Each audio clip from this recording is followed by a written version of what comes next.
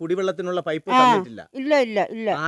അന്ന് എൻ്റെ അമ്മച്ചി കിടത്തായിരുന്നു വെള്ളം. ഹലോ ഗൈസ്, പുതിയൊരു വീഡിയോയിലേക്ക് നിങ്ങൾക്ക് ഏവർക്കും സ്വാഗതം.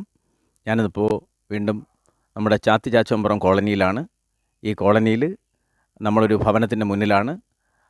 നമുക്ക് ഇവിടെ ഒരു സാധാരണക്കാരായ ഒരു പാവപ്പെട്ട കുടുംബത്തിലെ ഒരു അംഗത്തിനെ കാണാം. നിങ്ങളെ ശ്രദ്ധ ഞാൻ ക്ഷണിക്കും.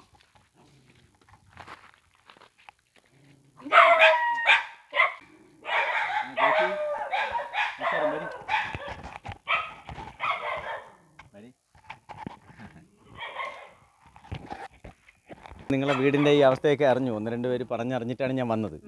പിന്നെ എത്ര നാളായി ഇവിടെ താമസം തുടങ്ങിയിട്ട്? ഇവിടെ അവിടെ ആയിരുന്നു 2 വർഷമായി. അതുകൊണ്ട് ഇനി കയറി. അപ്പോൾ കുടിലാണ്. നിങ്ങൾക്ക് പുതിയ വീടൊന്നും കിട്ടിയില്ല ഇതുവരെ? ഇതുവരെ കിട്ടിയില്ല. അപേക്ഷ വെച്ചായിരുന്നു? അപേക്ഷയൊക്കെ വെച്ചിരുന്നു. പക്ഷെ അവര് ചോദിക്കുമ്പം പറയും വീട്ടിന് അപേക്ഷ വന്നില്ലെന്ന് പറയണം. നിങ്ങൾ അപേക്ഷ വെച്ചിട്ട് നിങ്ങൾക്ക് ഇതുവരെ ആനുകൂല്യങ്ങളൊന്നും കിട്ടിയില്ല? ഒന്നും കിട്ടിയിട്ടില്ല. വാർഡിൽ നിന്ന് ഇത്രയും വളരെ എന്താ പറയുക, നമ്മുടെ കേരളത്തിൻ്റെ അവസ്ഥയാണ് കേട്ടോ. എല്ലാവരും കാണണം കേട്ടോ. കേരളത്തിൽ അങ്ങോളം ഇങ്ങോളം ഒരുപാട് പേരുണ്ട്. പക്ഷേ എൻ്റെ സമീപ പ്രദേശമായതുകൊണ്ട് എനിക്ക് ഇവിടെ വന്ന് പെട്ടെന്ന് ഇവരെയൊക്കെ കാണാനും ഇവരുടെ സങ്കടങ്ങൾ പുറം ലോകത്തെ അറിയിക്കാനും കഴിയും. അതുകൊണ്ടാണ് വളരെ പെട്ടെന്ന്. പക്ഷേ കേരളത്തിൽ ഒട്ടുമിക്ക ഏരിയ പാവങ്ങൾ ഒരുപാട് പേര് ഇതുപോലെ കുടിലിൽ ഇതാ പ്ലാസ്റ്റിക് കവറിൽ ഒന്ന് ആലോചിച്ച് നോക്കിയേ. ഇതാ ഈ കീറിയിരിക്കുന്ന ഈ പ്ലാസ്റ്റിക് കവറിൽ മറച്ച് കിടക്കേണ്ട ഒരു അവസ്ഥ വന്നിരിക്കുന്നു. ചേച്ചിയുടെ പേരെന്താണ്? ലളിത എന്ന് പറയുന്ന ചേച്ചിയുടെ അവസ്ഥ ഉണ്ടോ? അപ്പം ഇവരുടെ മക്കൾ എല്ലാവരും മകൻ്റെ അവസ്ഥ എന്തോ ആക്സിഡൻറ്റിൻ്റെ കാര്യം പറഞ്ഞിട്ട് ഇപ്പോൾ കുറവുണ്ട്. വീണ് കൈ നടുവൊന്നും എടുക്കാൻ വയ്യ, കാലും വയ്യായിരുന്നു. അങ്ങനെ കിടക്കുകയാണ് അല്ലേ? അങ്ങനെ കിടന്ന് നോക്കാൻ വീട്ടിൽ വേറെ ആരും ഇല്ല? വേറെ ഞാൻ മാത്രമേ ഉള്ളൂ. എങ്ങനെയാ ജീവിതമൊക്കെ? അപ്പോൾ ജീവിതം ഇപ്പം വയ്യാതെയൊക്കെ അവർ വയ്യെന്ന് പറഞ്ഞ് വന്ന് കിടക്കും. നിങ്ങൾ തൊഴിലുറപ്പിന് വല്ലതും പോകും. അല്ലാതെ എന്തായാലും പട്ടിണി കിടക്കാൻ പറ്റൂല. സത്യം പറഞ്ഞാൽ ഇവരുടെയൊക്കെ അവസ്ഥയുണ്ടല്ലോ. ഇവരൊക്കെ അപ്പം നിങ്ങൾക്ക് ഇനി അപേക്ഷ വെച്ച് നിങ്ങളുടെ ആഗ്രഹം ഒരു വീടാണല്ലേ? വീട് കിട്ടിയ കൊള്ളാം. നനഞ്ഞും അഴിയൊക്കെയാണ് കിടക്കുന്നത്. നനഞ്ഞും വെള്ളം തേവിക്കളഞ്ഞൊക്കെയാണ് കിടക്കുന്നത്. തൊഴിലുറപ്പിന്റെ പൈസ ഒന്നും കിട്ടിയില്ല. തൊഴിലുറപ്പിന്റെ പൈസ കിട്ടുന്നില്ല? ഇല്ല, കിട്ടുന്നില്ല. അപ്പൊ നിങ്ങളപ്പോ പഞ്ചായത്തിൽ ആരോടും ചോദിച്ചില്ല? പഞ്ചായത്ത് ചോദിക്കുമ്പം പറയും വീട് വന്നില്ല, അപേക്ഷ ഇല്ലെന്ന് പറയണം. തൊഴിലുറപ്പിന്റെ പൈസയും കിട്ടിയിട്ടില്ല? ഇല്ല, അതും കിട്ടിയില്ല. അപ്പൊ നിങ്ങൾ എങ്ങനെയാ ഈ നിത്യവൃത്തിക്കുള്ള ചെലവ് കഴിയുന്നത്? പിന്നെ പിള്ളേരന്മാരിങ്ങനെ വയ്യെങ്കിലും ഇറങ്ങി പോകും. നിങ്ങളെന്തിറങ്ങി നാഴി അരി വാങ്ങിക്കും, കാറ്റും കുടിക്കും. നനഞ്ഞും അഴിയും, മഴ പെയ്യുമ്പോൾ നനഞ്ഞും അഴിയൊക്കെ തന്നെ കിടക്കണം. അപ്പോൾ ഇതൊക്കെയാണ് ഇവിടുത്തെ അവസ്ഥകളല്ലേ? അപ്പം നിങ്ങൾക്ക് അപ്പോൾ വേറെ സംരക്ഷിക്കാനൊന്നും ആരുമില്ല?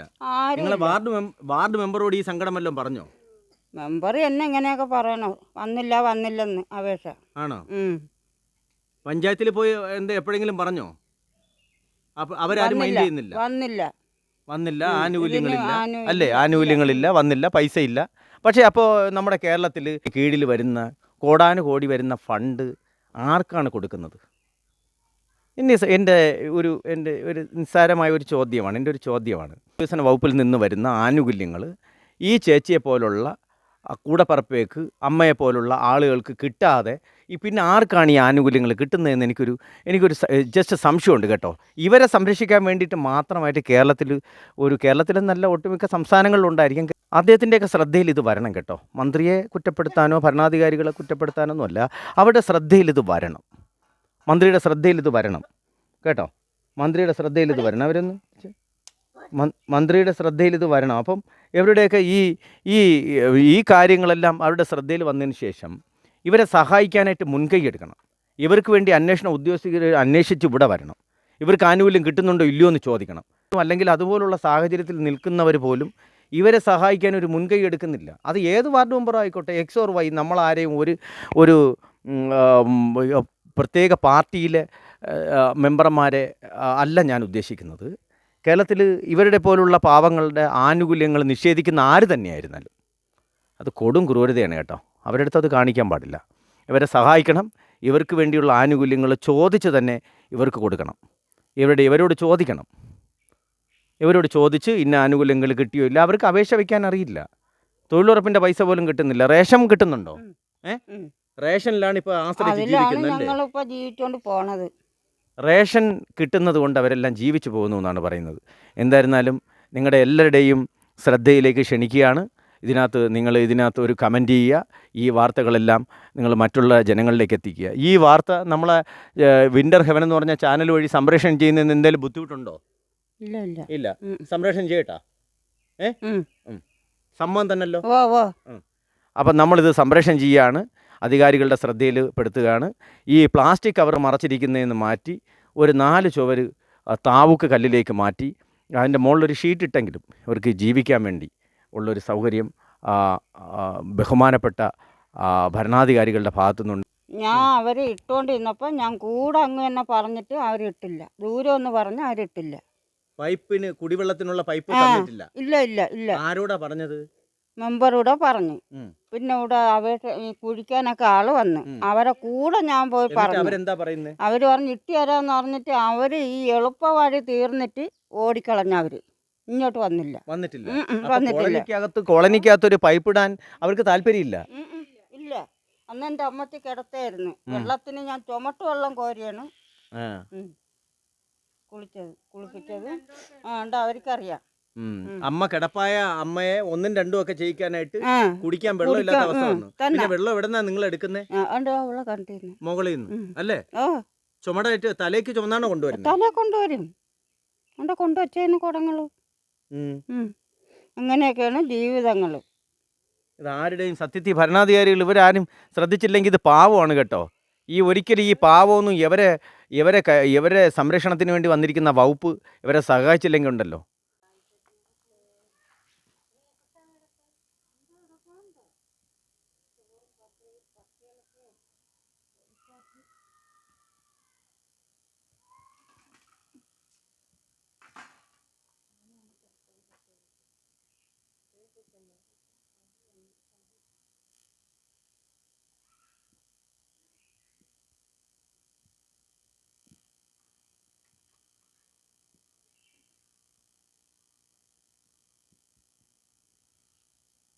ഒരു കാലത്തും സ്വർഗത്തിൽ പോലും ഇവർക്ക് മോക്ഷം കിട്ടില്ല. അത്രയും ഒരു ക്രൂരതയാണ് ഇവരോടൊക്കെ കാണിക്കുന്നത്. കാരണം എന്തായാലും ഇത് നിങ്ങളുടെയൊക്കെ ശ്രദ്ധയിൽ കൊണ്ടുവരാൻ മാത്രമേ ഞങ്ങൾക്ക് കഴിയൂ. ഇവർ സാധാരണക്കാരാണ്, ഇവരെ സഹായിക്കണം. നിങ്ങളുടെ വിലയേറിയ അഭിപ്രായങ്ങൾ ഇവരെ പോലുള്ള സാധാരണക്കാരുടെ ജീവിതത്തിന്, ഒരു കെട്ടുറപ്പുള്ള ഒരു വീടിന്, കുടിക്കാനുള്ള ജലത്തിന് ഒക്കെയുള്ള സാഹചര്യങ്ങൾ നിങ്ങളുടെ ഏവരുടെയും ഈ ഓരോ ഷെയറും കൊണ്ട് കഴിയും. നിങ്ങൾ ഈ ന്യൂസ് മറ്റുള്ളവരിലേക്ക് ഷെയർ ചെയ്യണം. നിങ്ങൾ ഭരണാധികാരികളുടെ ശ്രദ്ധയിൽപ്പെടുത്തണം. അതോടൊപ്പം നിങ്ങളുടെ പ്രാർത്ഥനകൾ ഇവർക്ക് വേണ്ടി ഉണ്ടാകണം. നിങ്ങൾ കമൻറ്റ് ചെയ്യണം. നമുക്ക് ഇതുപോലുള്ള ന്യൂസുകൾ നിങ്ങളുടെ കൈകളിലെത്താൻ, ഞങ്ങളൊരു ചാരിറ്റി ചാനലാണ്. ഇതുപോലുള്ള ന്യൂസുകൾ നിങ്ങളുടെ കരങ്ങളിലെത്താൻ വിൻ്റർ ഹെവൻ എന്ന് പറയുന്ന യൂട്യൂബ് ചാനൽ നിങ്ങൾ സബ്സ്ക്രൈബ് ചെയ്യുക. നിങ്ങൾ നമ്മളെ പ്രോത്സാഹിപ്പിക്കുക. നമ്മളിതുപോലുള്ള സാധുക്കളുടെ ന്യൂസുകൾ നിരന്തരം നിങ്ങളുടെ കരങ്ങളിൽ എത്തിച്ചുകൊണ്ടിരിക്കും.